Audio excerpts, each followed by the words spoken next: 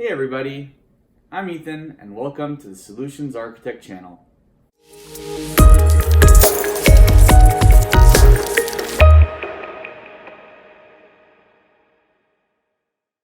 This is going to be the first video in a series of tips and tricks on how to travel as a solutions architect.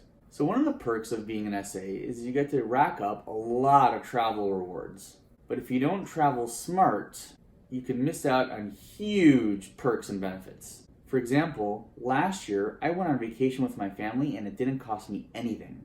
I was able to do this because I choose the brands I travel with and rack up a ton of miles and points while doing so.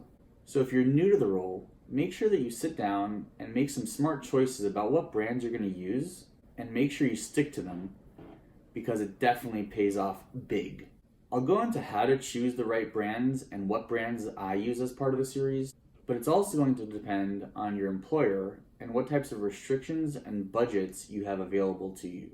While hotels are generally easier to stick to because of the consolidation of hotel brands and the ever-increasing options of budget category hotel brands, airlines are a little bit harder. However, you should still be able to find an airline that will fit within your company's budget and policy. Another really big thing is if your company doesn't force you to use a company credit card, choosing the right credit card is going to be huge in terms of you racking up a lot more points. So my pick for this video is going to be nerdwallet.com. They are an excellent resource for finding a good travel credit card to rack up all those points. And I'd like to ask you a question.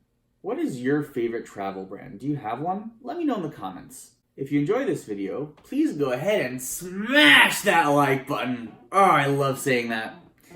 And if you haven't subscribed, please go ahead and hit the subscribe button so you can get notifications when I create new videos. And if you think this video is useful and you found it interesting, please go ahead and share it on your social media. So thanks for watching and see you next time.